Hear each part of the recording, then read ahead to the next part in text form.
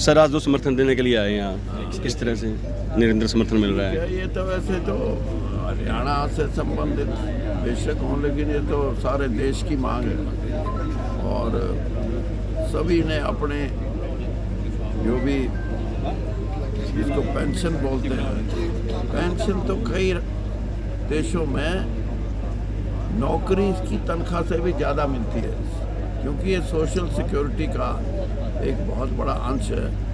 और मैं तो समझता हूँ कि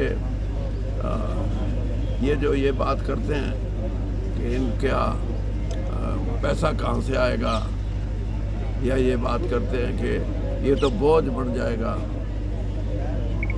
मैं भी फाइनेंस मिनिस्टर रहा हूँ और उस टाइम स्टेट जीडीपी जिसको बोलते हैं उसमें 14%, 15%, 18% तक की बढ़ोतरी हुई है। अगर सरकार चाहे तो अपने सोर्सेज को बढ़ा सकती है, लेकिन सरकार नहीं चाहेगी तो माइनिंग वालों को पैसे ऑक्शन भी करा देगी, नाम मात्र की बढ़ोतरी कर देगी। अकेले माइनिंग से मैं ये कहता हूँ हरियाणा में कम से कम 2000 करोड़ रुपया महीने की बचत हो सकती है। तो कोई इन बातों को देखता ही नहीं।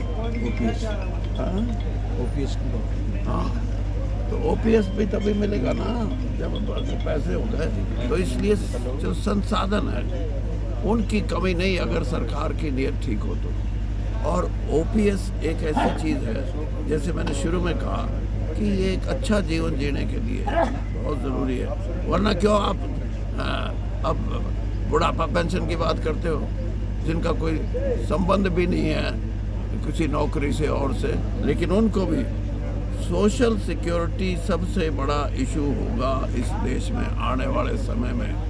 और उसके अंदर जो लाखों की संख्या में ये रिटायर्ड कर्मचारी हैं, और सभी मतलब सिर्फ ये नहीं है, हर तरीके से आप देखो कितने महकमे ऐसे हैं, कितनी ऐसी चीज़ें हैं जिनके बारे में कर्मचारियों को ये होता है कि भाई हम अगर नौकरी ठीक ठाक करेंगे तो हमारे को 58 साल या 60 साल के बाद नई एक अपनी ज़िंदगी शुरू करने में कोई ज़्यादा परेशानी नहीं होगी। इसीलिए आधा 50% है ना जी, यानी जो लास्ट सैलरी के कितनी सैलरी है वो 50, हाँ, लास्ट सैलरी जो है उसका 50% पेंशन के रूप में दिया जाता है। और डीए वो जैसे भी जो सर्विंग कर्मचारी है उनको भी, और रिटायर्ड को भी। और रिटायर्ड को तो मेरे समय में भी मुझे याद है, ये क्या बोलते हैं, ये जो 1 साल 2 साल के बाद घूमने जाते हैं, हाँ, एलटीसी का भी ब्रेक लगा दी थी हमने, वो भी खोला। मैंने कहा नहीं भाई, यही तो जिंदगी है यार, मेरा भी जी करे है। हाँ, मैं 78 साल का हो गया। राजनीतिक तौर पे मैं भी सोचता हूँ बतेरी वोट मांग ली, बतेरी बार इलेक्शन लड़ लिया, लेकिन अब मैं भी चाहता हूँ कि मैं भी घूमूँ। तो मैं भी इनके साथ ये कहूँगा कि भाई हमारे पूर्व एमएलए जो है उनको भी घूमने का एलटीसी। तो ये मुझे लगता है कि हरियाणा के संदर्भ में ये कोई मुश्किल चीज़ नहीं है। कांग्रेस की सरकार बनने पे तो कांग्रेस ने तो ये बोला ही है कि हम इसको लागू करेंगे, और लागू करने पे ये भी बता दूं, एक ऐसा प्रदेश है इस देश में, हिमाचल, उनके कर्मचारी खुश रहे, रिटायर्ड कर्मचारी खुश रहे, तो वो सरकार आगे भी बढ़ सकती है। वो ना खुश हों तो सरकार को पलटा देने में सबसे बड़ी एजेंसी है वो।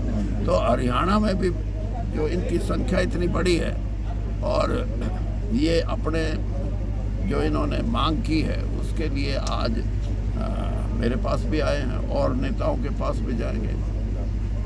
और मुझे लगता है कि ये जो हरियाणा के घोषणा पत्र में कुछ बातें कही गई हैं उसमें इसका पूरे तौर पे जिक्र है। और ये जब लागू हो जाएगा तो मैं इन यूनियन वालों से ये कहूँगा भाई मेरे लिए मिठाई का निबंध सर आप एक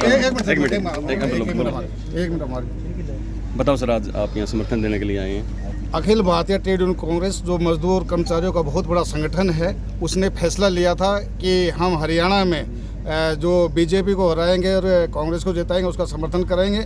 और आज हम यहाँ राज्य के हमारे नेता जो सीनियर नेता है पहल सिंह जी हैं, दलाल जी हैं और तमाम साथी आज यहाँ पर आए हैं उचाना में। और हम ये चाहते हैं और यह कोशिश रहेगी हमारी कि भाई विजेंद्र बहुत भारी वोटों से जीते, उसके समर्थन में आए हैं। हमारे साथ रिटायर्ड कर्मचारी संगठन है, रोडवेज कर्मचारी का संगठन है, भवन निर्माण का संगठन है, आंगनबाड़ी का संगठन है और मजदूर संगठन है। हम सब ने ये समर्थन किया, पूरे हरियाणा में किया है। और आज हमने पहली बार यहाँ उचाना में आके, क्योंकि हमारे बहुत ही सीनियर नेता वीरेंद्र जी हैं और हम विजेंद्र जी भाई साहब से भी मिलेंगे और उनका ये कहने है कि हम आज से ही यहाँ पर जुटेंगे, घर घर जाएंगे, जहाँ जहाँ हमारा साथी होगा और भाई विजेंद्र के लिए प्रचार करेंगे, कांग्रेस पार्टी के लिए प्रचार करेंगे और भारी मतों से जिताने का प्रयास करेंगे। मैं पहल सिंह तंवर, प्रदेश अध्यक्ष AITUC हरियाणा एवं वर्किंग प्रेसिडेंट रोड रिटायर्ड कर्मचारी संगठन हरियाणा।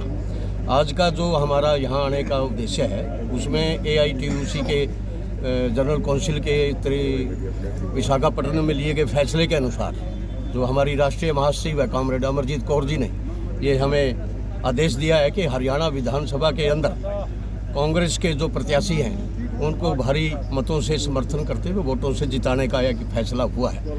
आज रिटायर्ड कर्मचारी संगठन जो कल उन्होंने अलेवा के अंदर जींद जिला के साथियों ने अपनी मांगों के बारे में ज्ञापन श्री विजेंद्र सिंह जी जो हमारे प्रत्याशी हैं उनको सौंपा था, तो आज केवल और केवल रिटायर्ड कर्मचारी संगठन उचाना कला के जो ब्लॉक के हमारे प्रधान हैं जय सिंह धनखड़ जी और उनके सहयोगी साथी हैं यहाँ, और इन बातों को लेकर के हमने उचाना कला के अंदर अपनी ये चौधरी विजेंद्र सिंह जी के